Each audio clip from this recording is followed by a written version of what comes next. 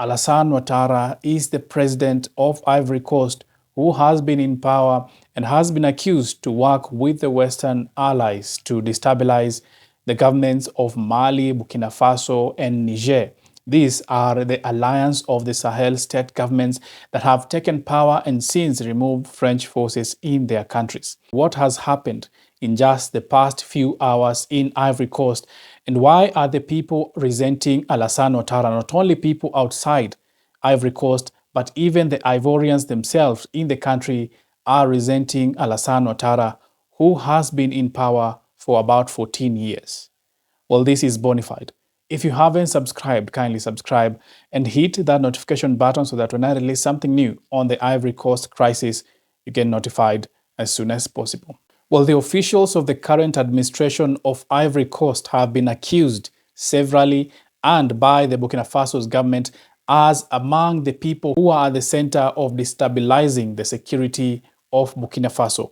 Remember, Ibrahim Traore has been in danger for the past few months. In fact, 19 attempts have been made against the Burkina Faso leader Ibrahim Traore, and in the latest attempt, Burkina Faso's administration came out to say that the aggressors planned the events to overthrow the president of Burkina Faso, and of course, there are some instances where the Burkina Faso leader's life has been in danger. They said that the center of these operations were held in Ivory Coast and they were supported by the bigwigs and powerful people in Ivory Coast. Well, many deduced that as the Ivory Coast government being at the center of what is happening in Burkina Faso.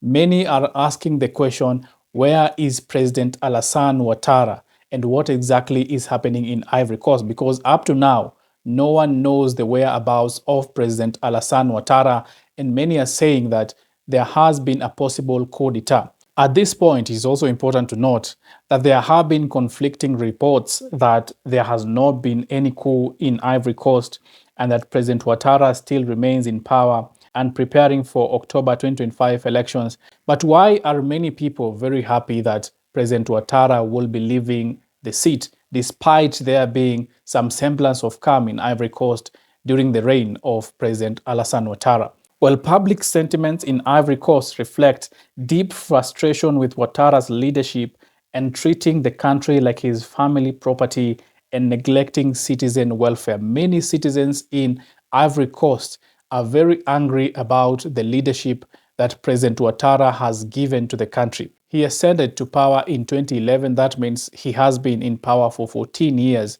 And through these 14 years, many have been frustrated about the economic situation of the country, as well as the general governance of President Ouattara while he was in power. Of course, President Ouattara has been working very closely with the Western allies, France included, despite the French forces leaving the country in December 2024. President Ouattara has been very close to Western allies compared to what Burkina Faso, Niger, and Mali are offering. President Alassane Ouattara has also been accused of authoritarianism and exacerbating ethnic divisions in the country.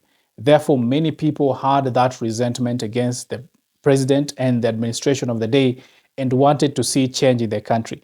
Despite there being elections that have been prepared for October 2025, many did not see that as anything different than what Alassane Ouattara has been doing in different years during election times.